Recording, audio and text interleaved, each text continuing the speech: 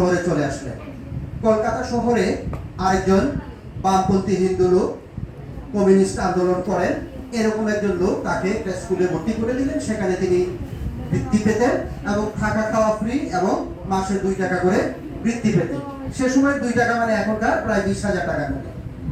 তো এইগুলো করলেন, করে ওখানে পড়লেন, কিন্তু ওখানে নিয়ম কানুন খুব কড়াকড়ি, যেহেতু বৃত্তি দেয়, সরকারি নিয়ম কানুন আছে।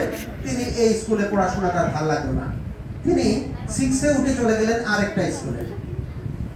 এখন সেই স্কুলে গিয়ে যখন পড়লেন তখন তো বৃত্তি নেই, তাহলে টাকা পাবেন কোথা থেকে? তিনি কিসের দোকানে চাকরি করতেন তোমরা অনেকেই জানো? একটা রুটির দোকানে চাকরি করতেন, তাই না? তো রুটির দোকানে চাকরি করলে সকালে উঠতে হয় না দেরিতে উঠতে হয়? খুব ভোরবেলা উঠতে হয়। মানুষ সকালে এসে রুটি খাবে, নাস্তা করবে, তো পড়াশোনা করবে কখন? আজানের সময় উঠে রুটি বানাতে হয়। সকাল 5টা-6টার দিকে মানুষজন আসবে, তারপর খাবার পরিবেশন করবে। তো তা তো পড়তে ইচ্ছে করে, কিন্তু খাওয়ার জন্য টাকা দরকার, কাজও করতে হয়। এবার তিনি কি করেন, রাতের বেলা সবাই যখন ঘুমিয়ে যায়, এখন কেরোসিনের বাতি জ্বালাতে দেবে মালিক, রুটির দোকানদার দোকানের ভিতরে বাতি জ্বালাতে দেবে না, কেরোসিন খরচ হয়ে যায়।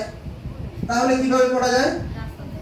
চলে গেলেন রাস্তার মধ্যে, ল্যাম্পপোস্টের নিচে, রাস্তায় ল্যাম্পপোস্ট থাকে না, সেটার নিচে বসে বসে তিনি পড়েন। গভীর রাতের 4টা-5টা, হ্যাঁ, বা 3টার দিকে রাস্তায় পুলিশ টহল দেয়।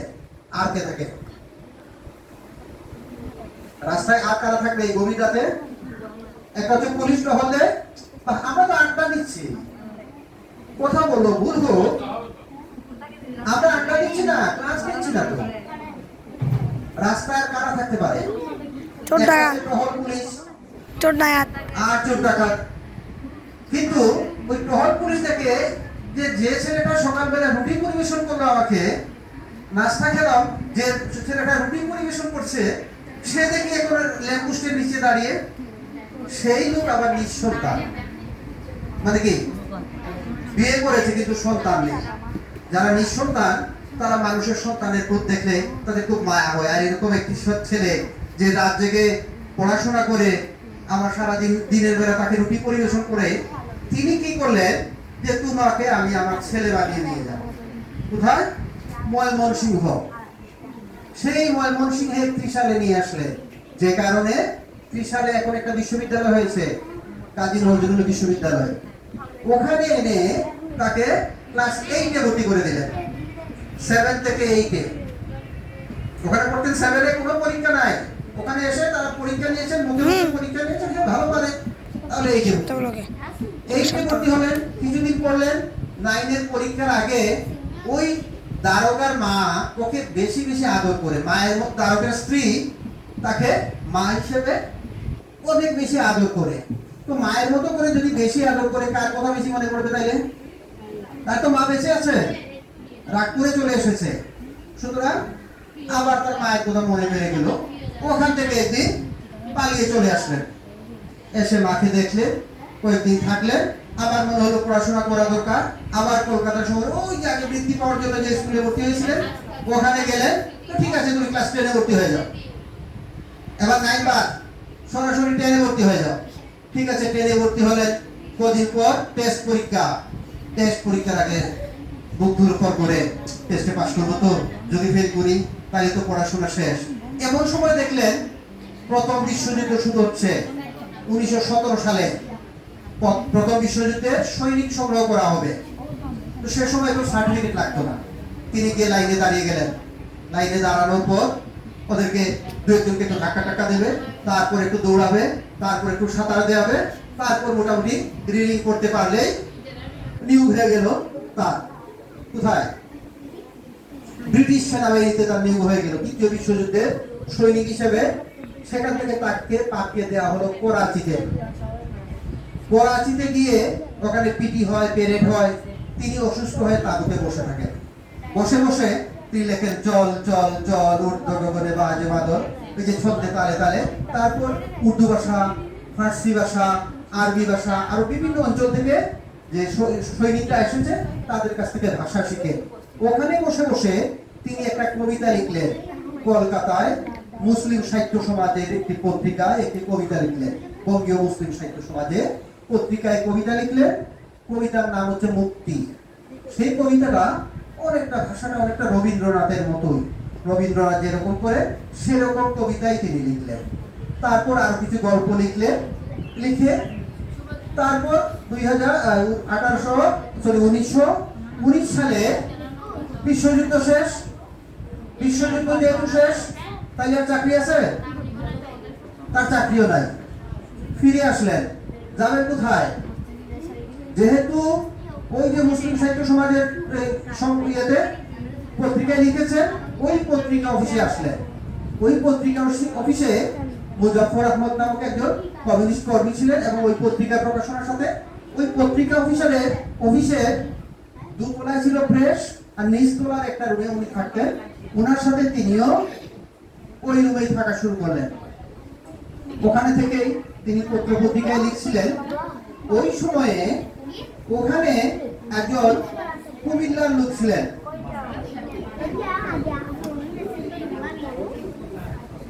বোঝা যাচ্ছে না কথাগুলো? আমি তার জীবনীটা বলছি। জীবনীটা বললে খুব সহজে যে কোনো ক্লাসের যে কোনো চ্যাপ্টার বোঝা যাবে। আমি তাত্ত্বিক আলোচনায় যাচ্ছি না। হ্যাঁ, 1922 সালে তিনি যে কবিতা লিখেছিলেন, বিদ্রোহী কবিতা, সেই কবিতা নিয়ে বাংলাদেশের 100 জন ব্যক্তি নিয়ে 100টা প্রবন্ধ লিখেছে।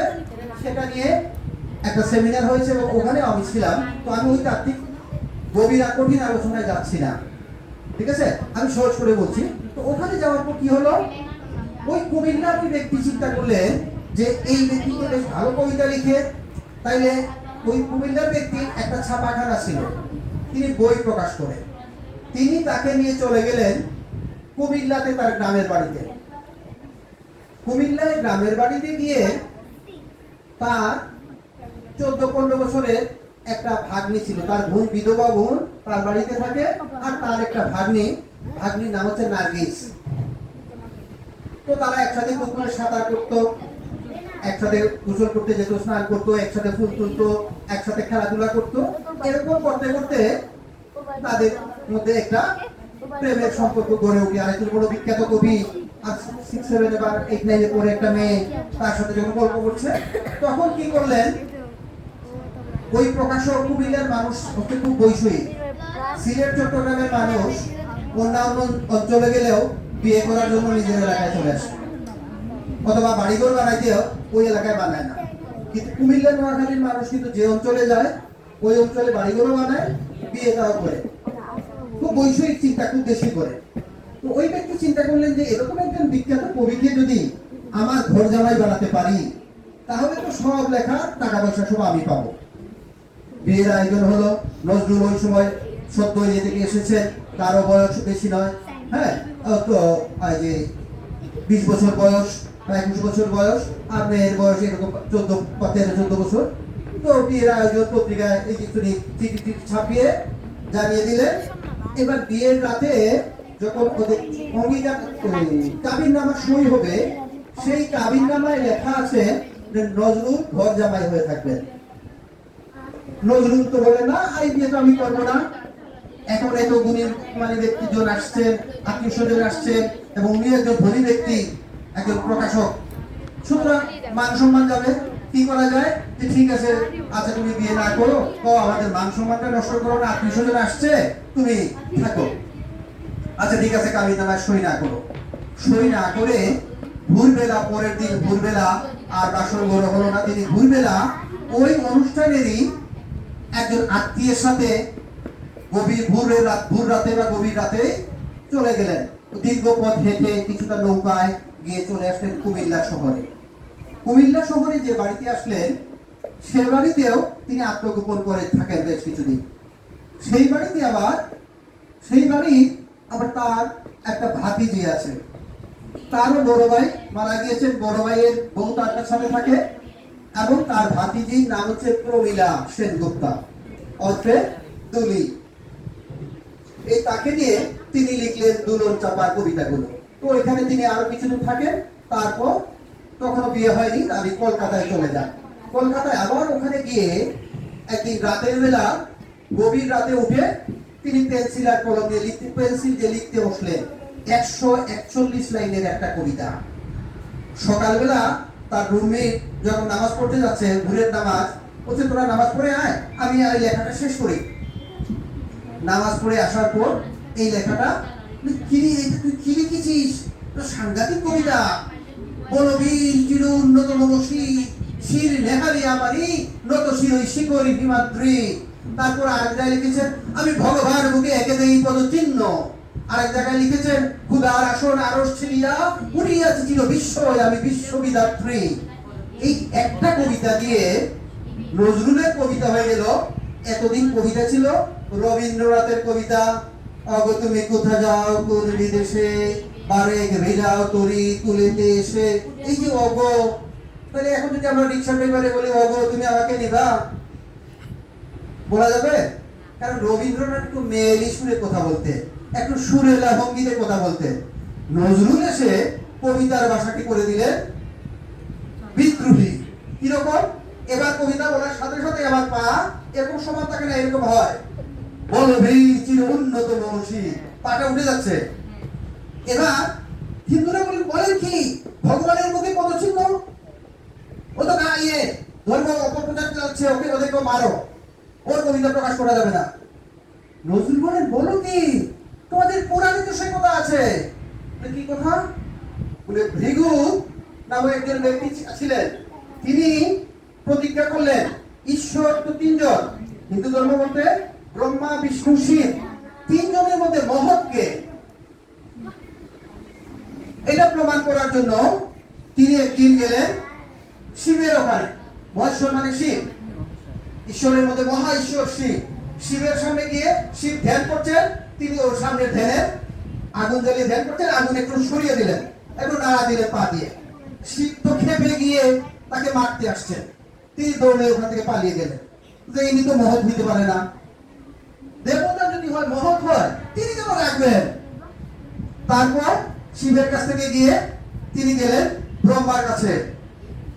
ব্রহ্মার কাছে গিয়ে এরকম যখন তিনি একটু তার ধ্যান ভগ্ন করলেন, ব্রহ্মা একেবারে চোখ দিয়ে আগুন ফেলতেছেন। তিনি বলে আরে বলে কি, সৃষ্টি করতে হবে মহৎ, আমরা তার মতো হব, হ্যাঁ সৃষ্টিকর্তার মতো মহৎ হব, হ্যাঁ ইসলামে যেরকম আল্লাহু আকবার, আল্লাহ মহান, আল্লাহর মতো মহান হব, সকল ধর্মের মূল কথা তাই। তো সৃষ্টিকর্তা যদি বেঁচে যায়, ইনি তো প্রধান সৃষ্টিকর্তা না। তারপর তিনি গেলেন বিষ্ণু তথা নারায়ণের কাছে। নারায়ণ সাগরের মধ্যে শুয়ে আছেন। তিনি হাঁটতে গিয়ে গিয়ে হেঁটে হেঁটে গিয়ে তার বুকের উপর পা দিয়ে দিলেন। নারায়ণ এবার তার পা ধরে বলছেন আহা বাপু তুমি দেখোনি, তুমি কি পায়ে ব্যথা পেয়েছো? এবার ভৃগু নারায়ণকে প্রণাম করছেন, হ্যাঁ আপনি হচ্ছেন শ্রেষ্ঠ দেবতা।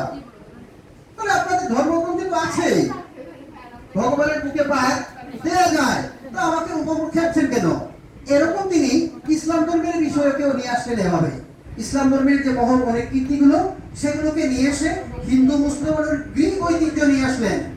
আফ্রোদিতির বাঁশুরি, আমি আফ্রোদিতির বাঁশুরি, মানে আফ্রোদিতির কাহিনী কি হয়েছিল?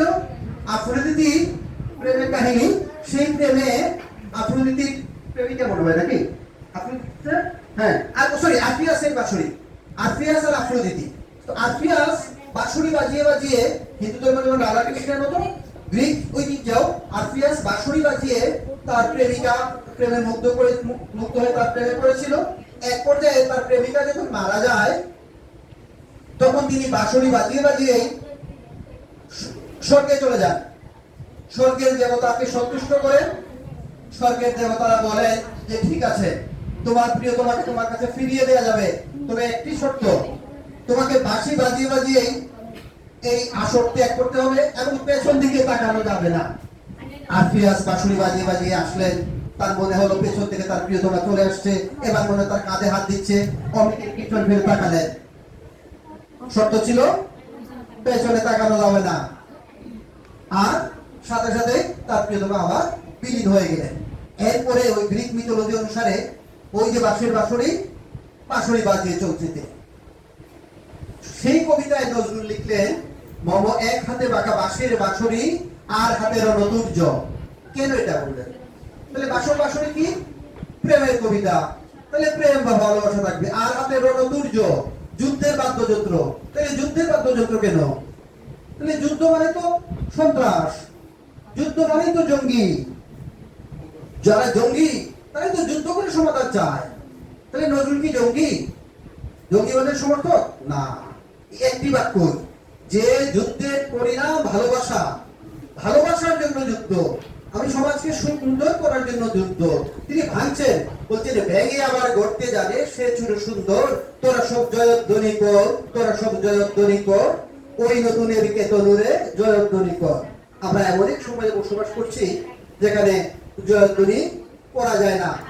আমরা এমন এক সময় বসবাস করছি যে 100 বছর আগে বিদ্রোহী কবিতা লিখেছেন 1922 সালে, আর 2022, 23, 24, 25, 26 সাল।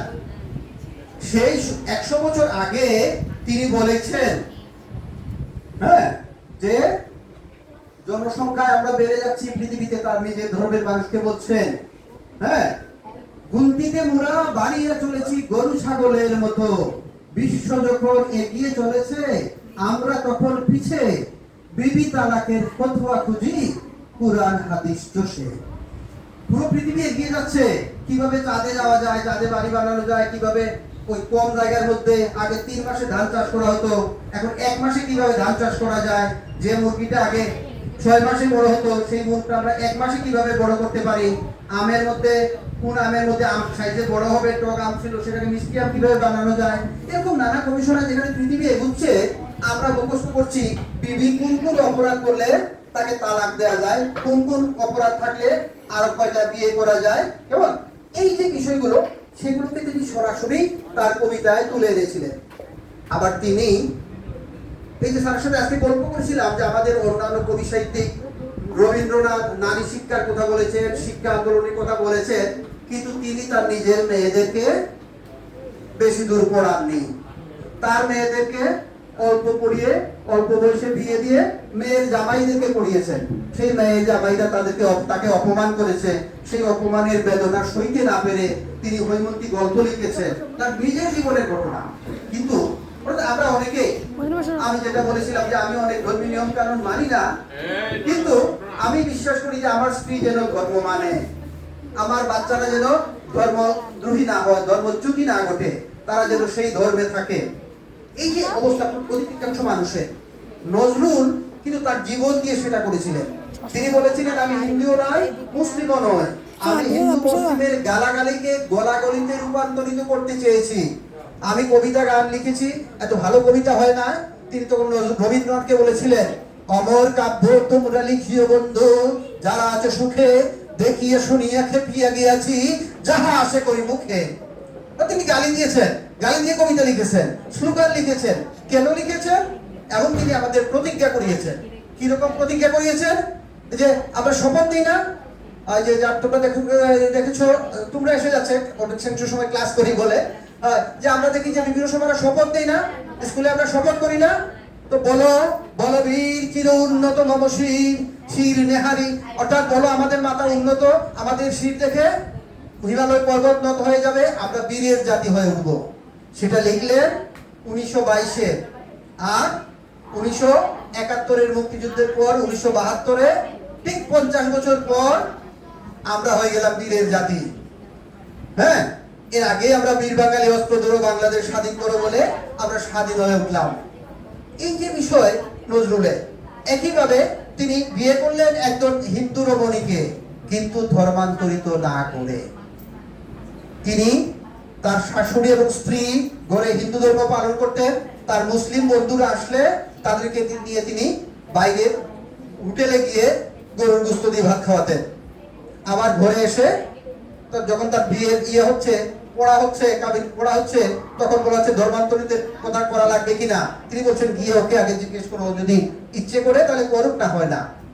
সুতরাং মেয়ে এবং তার মা এটাকে সমর্থন করেননি, তিনি এটা করেননি। তিনি তার প্রথম সন্তানের নাম রাখলেন কৃষ্ণ মোহাম্মদ। কৃষ্ণ মোহাম্মদ, সে ছেলে বেঁচে নেই। আরেকটা ছেলে অসুস্থ, ওই ছেলের নাম এরকম দুটো নাম মিলিয়ে, হিন্দু এবং মুসলিম দুটো নাম মিলিয়ে তিনি, এবং বাংলা ভাষার মধ্যে হিন্দুরা ওই যে আরবি শব্দ ফার্সি শব্দ বেশি মেশাতে চাইতো না, আর মুসলিমরা সংস্কৃত শব্দ বেশি মেশাতে চাইতো না। তিনি এই দুই রকমের শব্দ, এমনকি ইংরেজি শব্দ, গ্রিক শব্দ এগুলোকে বাংলা ভাষায় একসাথে মিশিয়ে দিলেন। লা ইলাহা কে সরাসরি লাইনের মধ্যে নিয়ে আসলেন। এখন এবং ইসলামে বলে ওরা গান নিষিদ্ধ, তিনি বললেন আরে গান নিষিদ্ধ কে বলেছে?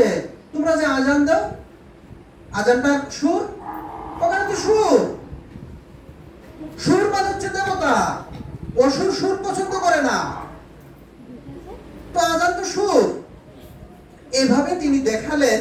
এবং এখন কি, এখন ঈদের অনুষ্ঠান শুরু হয় নজরুলের গান দিয়ে, রমজানের ওই রোজার শেষে এলো খুশি দিন, হ্যাঁ, তাহলে ওই ঈদের গান, ধর্মীয় গান, এগুলো ইসলাম ধর্মীয় অধিকাংশ গান তিনি লিখলেন। সেই গানগুলো গাওয়ার জন্য রেডিওতে হিন্দু শিল্পীরা মুসলিম নাম ব্যবহার করে এই গানগুলো গাইতো।